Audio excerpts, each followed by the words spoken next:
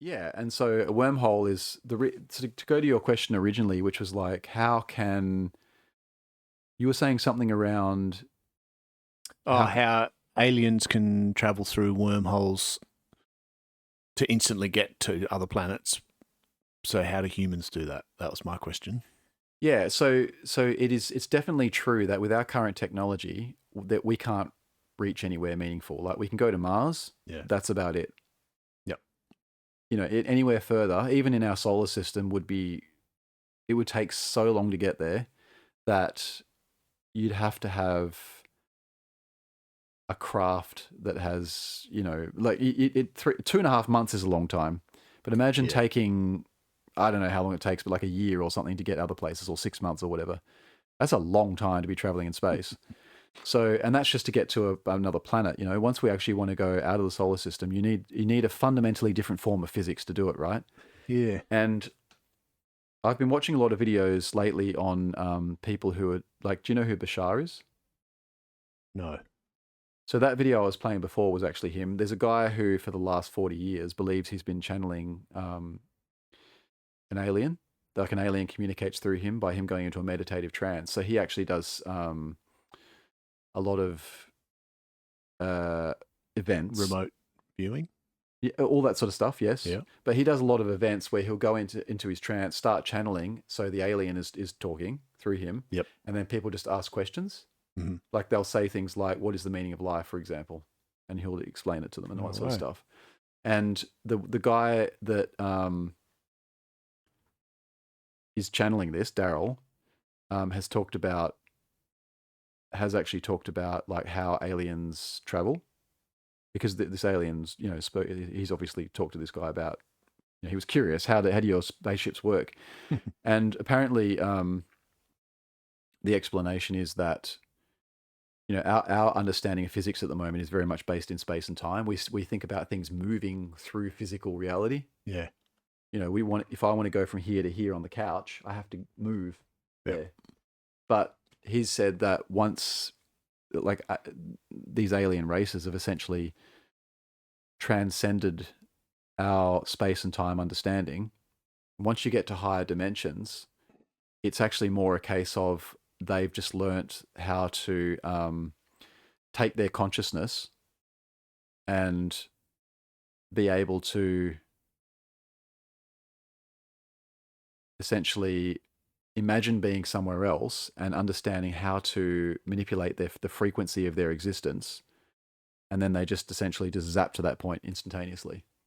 And the Oh. only reason they use the craft to do it is because that's what we expect. Because if Yeah. they just Right. appeared, they could just go anywhere in the universe and time themselves. Yeah. But if they did that, it would be like We we, wouldn't we expect a understand it. machine because it makes it Yeah. more relatable. Yep. Yep. Oh wow, Um, that's interesting. and yeah, it's interesting because it all goes back to, so basically he's like they understand fundamentally that we are actually just a consciousness that is So, do aliens need wormholes to do that, or do they no. just right?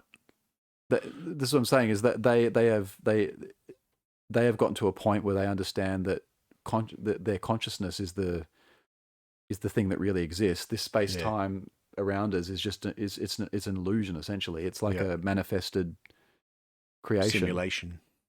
It's like a simulation, but a lot more, like, that's doing it a bit of a disservice. It's a very complex Yeah. simulation, Yeah. but essentially, yeah, it is just an illusion. Your consciousness is the thing that's real, and that you can exist outside of space and time.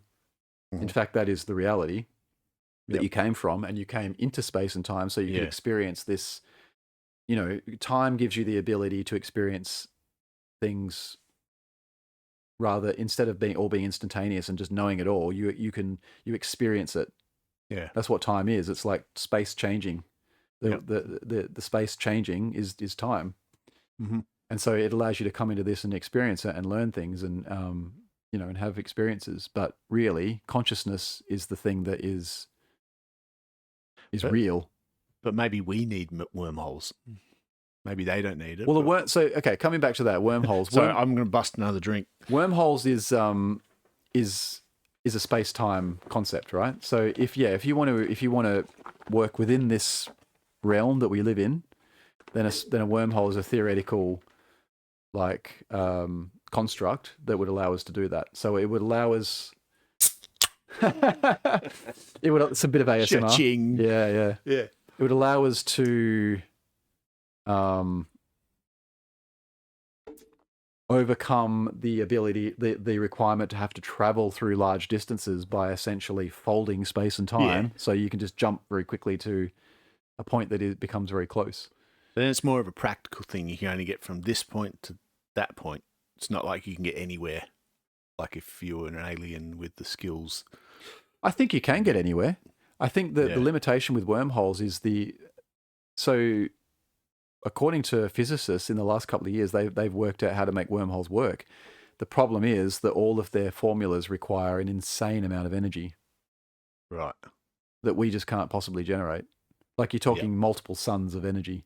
Yeah, right. Yeah, so huge amounts of energy in order to be able to manipulate space and time in that way. Yeah. So if we could work out some way to harness energy to that level, then wormholes are theoretically possible, yeah.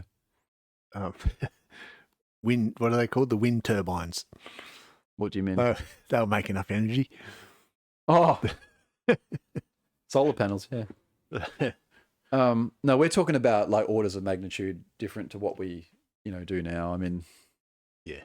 Even it's been interesting hearing Elon talk about solar energy recently. In terms of putting his satellites into space, because solar energy in space is so much more efficient because you don't have the whole atmosphere and all that sort of stuff to go that filters it out. It's just the sun just hits you after going through vacuum. So, but even then, I think he was talking about the amount of energy that the Earth absorbs from the sun. It's just minuscule compared to the amount of energy the sun's generating. Wow. And our sun is a tiny sun compared to a lot of other stars out there. Yep. Have you ever seen one of those infographics that shows, different stars and how they compare in size to each other? Yeah, I think so. I mean, our sun is nothing, man. It's like 1,000th the diameter of other suns, and they're 1,000th the diameter of other suns. I mean, that's just, you can't even... The sunburn. You can't even boggle what that's like. It's